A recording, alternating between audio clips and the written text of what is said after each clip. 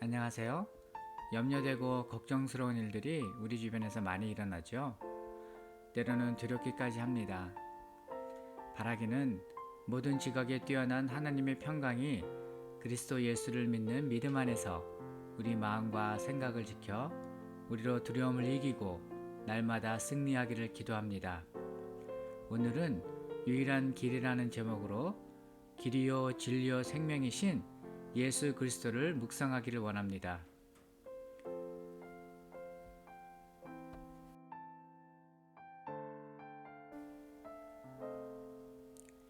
오늘 묵상은 요한복음 14장 1절로 7절입니다.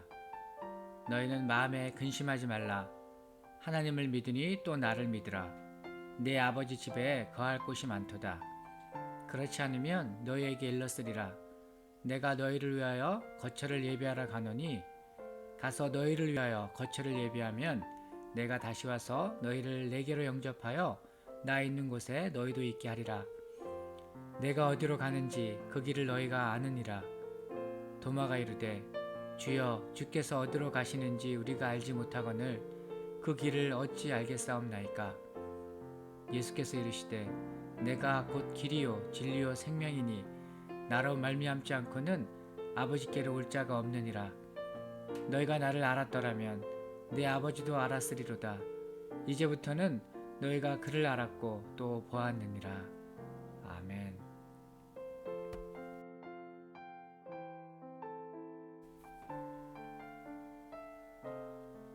여러분 혹시 길을 잃고 헤매본 경험이 있으신가요? 저는 초등학교 때 길을 잃어 미아가 될 뻔한 기억이 있습니다. 아버지가 초등학교 교사였는데 강원도 양구의 한 첩첩 산골에 있는 분교로 정근을 가셨습니다.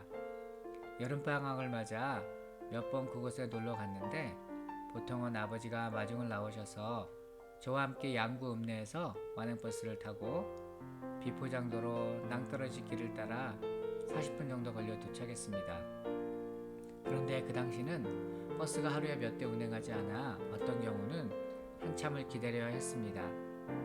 하루는 버스 기다리는 게 너무 무리해서 아버지가 정류장에서 기다리고 있으라는 말을 듣지 않고 혼자 무작정 걸어서 길을 나섰습니다. 버스를 몇 번 타보았으니 아버지가 있는 분교까지 찾아가는 것이 그리 어렵지 않으리라 생각했었죠. 그런데 내 자신을 믿은 대가를 톡톡히 치러야 했습니다. 막상 걷다 보니 거리감도 전혀 없었고 중간에 갈림길에서 어디로 가야 하는지 도무지 모르겠고 헤매이게 되었습니다. 목은 마르고 배도 고프고 피곤해졌습니다. 그래도 방법이 없으니 그냥 하염없이 걸었고 그렇게 몇 시간 지났는지도 몰랐습니다. 날은 어둑어둑해지고 주변에는 금방이라도 튀어나올 것 같은 동물 소리도 들리고 등골이 오싹해졌습니다. 그렇게 여러 시간 걸려 깜깜한 밤이 돼서야 겨우 목적지에 도착하게 되었습니다. 도착하니 날 찾느라 집안이 난리가 났더군요. 어머니한테 엄청 혼났습니다. 아버지는 도착했으니 이제 됐다 이 말만 하셨죠.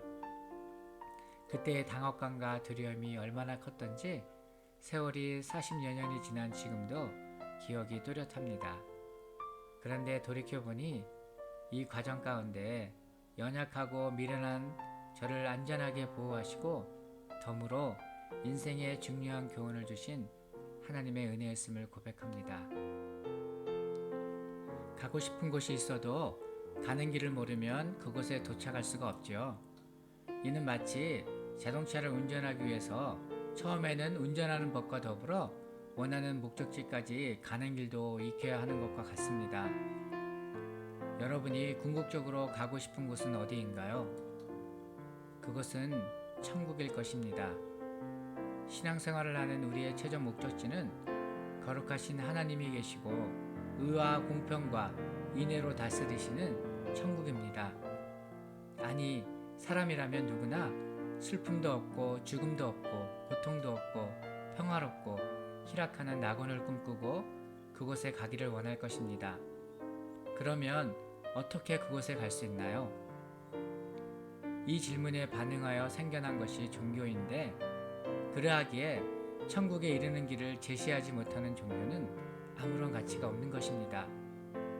그런데 오직 성경만이 어떻게 거룩하신 하나님과 화평을 이루어 영생 복락을 누릴 수 있는지 그 길을 명확하게 제시하고 있습니다.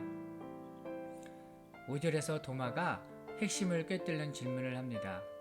주여, 주께서 어디로 가시는지 우리가 알지 못하거늘 그 길을 어찌 알겠사옵나이까?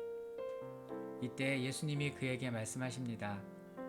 내가 곧 길이요 진리요 생명이니 나로 말미암지 않고는 아버지께로 올 자가 없느니라. 예수님만이 거룩하신 하나님과 연결되어 영생에 이르는 유일한 구원이십니다. 그를 떠나서는 구원도 영생도 진리도 없음을 성경은 밝히 말씀하고 계십니다. 예수님만이 하나님이 누구이시며 그의 뜻이 무엇인지 보여주시는 유일하신 분이십니다. 그러하기에 우리는 예수님을 통해서만 하나님을 보게 되며 예수님을 구세주로 믿는 믿음 안에서 하나님의 거룩하신 임재를 누리게 되는 것입니다. 예수 외에는 이 세상에 구원 얻을 다른 이름을 주시지 않으셨습니다. 예수는 그리스도시요 살아계신 하나님의 아들이십니다 라는 고백 위에 교회는 세워졌고 이 진리에는 어떠한 타협도 있을 수 없습니다. 이것이 진리의 배타성입니다. 진리는 속성상 거짓과 함께할 수 없습니다. 그런데 이 세상은 본질적으로 하나님을 마음에 두기를 싫어하기에 진리이신 예수를 전하는 기독교를 미워하여 공격합니다. 성경은 모든 사람이 유해 없이 죄를 범함에 하나님의 영광에 이르지 못하였다고 선포합니다. 다른 말로 모두가 하나님의 특별한 은혜와 긍휼이 필요한 죄인이라는 뜻입니다. 그리고 성경은 누구나 예수님이 십자가에서 흘린 피, 곧 제사함의 피를 의지하여 죄를 회개하고 죄에서 돌이켜 진리이신 하나님께로 돌아와 멸망치 않고 영생 복락을 누리라고 구애하십니다. 목마른 자들이 다 물러나와 돈 없는 자도 와서 전적인 은혜로 포도주와 우유를 거저 마시며 구원을 얻으라고 초청하십니다. 이것이 바로 측량 못할 하나님의 긍휼의 사랑이십니다. 참 사랑은 무엇인가요? 생명을 살리는 것이 사랑입니다. 암으로 죽어가는 환자에게는 충격이 있더라도 그 사실을 있는 대로 알리고 적절한 치료와 수술을 받아 병에서 고침을 받게 하는 것이 사랑입니다. 진실은 때때로 우리를 불편하게 하고 아프게도 하지만 정직하게 진실을 마주해야 살 길이 열립니다. 그러하기에 사랑은 진리 안에서 행해져야 합니다. 우리 인간은 누구나 범죄한 죄인이고 죄의 대가로 심판받아 영원한 형벌이 기다리고 있습니다. 이것이 진실인데 세상은 이런 진리의 메시지에 불쾌한 반응을 보이거나 이 사실을 오펜시브하게 받아들입니다. 그 결과로 진리에는 감히 대항하지 못하고 진리를 전하는 메신저를 공격합니다. 그 대표적인 예로 LGBT에 대한 이슈를 들 수 있습니다.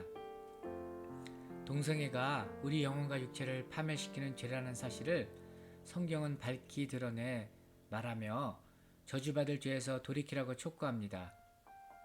그런데 이러한 메시지를 세상은 싫어하여 복음의 진리를 전하는 전도자들을 포용도 없고 사랑도 없는 독선적인 사람들로 매도하고 공격합니다. 심지어는 법으로 만들어 그런 말을 입에서 꺼내지도 못하도록 시도합니다. 사람의 마음이 얼마나 타락하고 부패했는지를 보여주는 일면입니다. 죄가 선포되는 곳에 죄사함의 은총이 임하는데 이러한 복음을 말하지 못하면 어느 누가 구원함을 받을 수 있을까요? 참담한 상황이 우리 주변에서 벌어지고 있습니다. 사람은 스스로 하나님을 알만한 능력이 없으며 허탄한 마음을 달래기 위해 찾는 종교는 결국 그 부패하고 타락한 마음이 만들어낸 우상들과 본질상 거짓의 아비인 마귀를 따르고 숭배하는 것으로 귀결됩니다. 우리는 누구나 예외 없이 진리이신 그리스도의 복음을 들어야 하고 그 후에 생겨나는 믿음으로 구원에 이르게 되는 것입니다. 이것이 하나님이 우리를 찾아오시는 과정입니다. 그런데 이를 방해하는 어둠의 세력이 있습니다. 먼저는 앞에서 말한 교회 밖에서 교회를 핍박하고 조롱하는 악한 세상 권세입니다. 그리고 이와 더불어 교회에게 가장 큰 위협이 되는 것은 교회 내부의 적입니다. 바로 거짓 가르침이지요. 거짓 가르침의 대표적인 것이 종교다원주의와 혼합주의, 그리고 인본주의입니다. 예수님을 믿는 것 외에도 다른 것에 구원이 있다고 가르치며 착한 일을 많이 하면 예수를 믿는 신앙이 없어도 천국에 간다는 사탄의 속임수가 바로 종교다원주의입니다. 자신의 의를 내세우는 얼마나 교만한 생각입니까?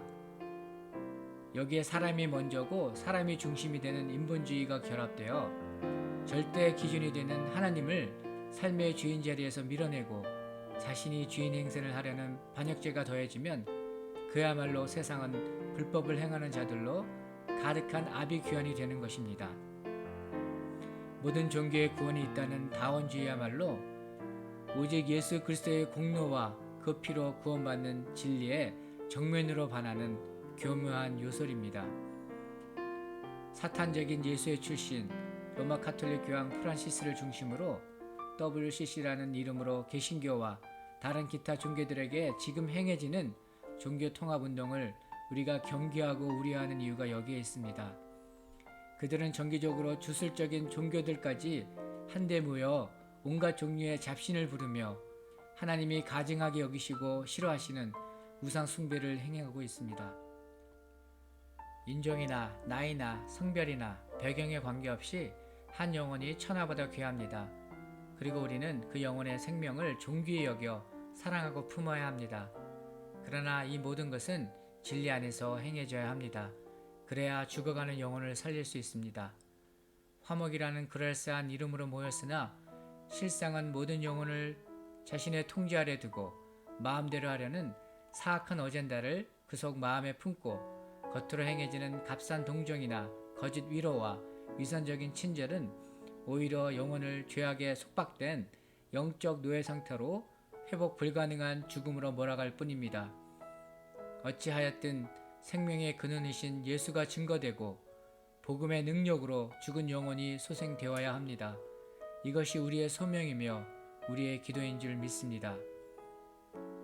끝으로 데살로니가 후서 1장에 기록된 사도 바울의 권면과 경고 메시지로 마무리하려고 합니다.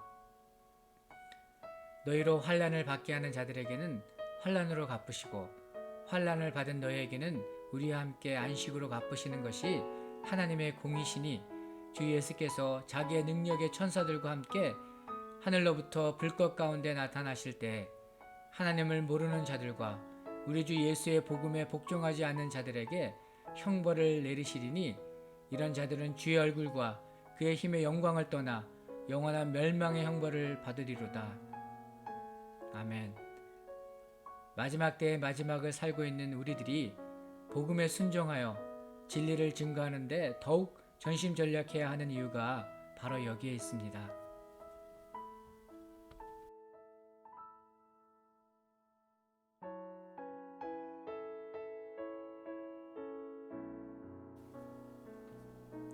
오늘 묵상 말씀을 적용하기를 원합니다. 예수님만이 우리를 구원하실 수 있다는 것을 아는 것이 왜 중요할까요? 왜 우리는 그분의 가족이 되기 위해 필요한 것 외에 무언가를 덧붙이려 하는 걸까요? 진리의 말씀인 성경이 제시하는 유일한 길, 예수 그리스도를 따라 거룩의 대로를 걸어 영원한 안식에 거하는 우리 모두 되어지기를 축원합니다.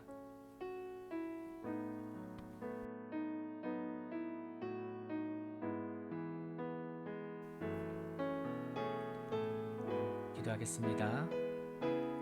하나님 아버지, 우리를 사랑하사 십자가에서 피 흘려 죽으심으로 우리를 죄에서 구원하여 생명을 주신 우리 주 예수 그리스도로 인하여 감사와 존귀와 영광을 올려드립니다.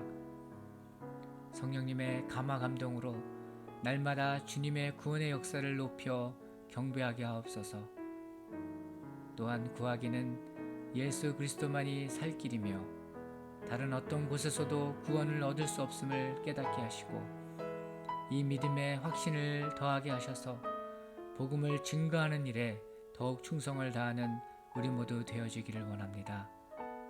성령님 도와주시옵소서. 예수님의 이름으로 기도합니다. 아멘.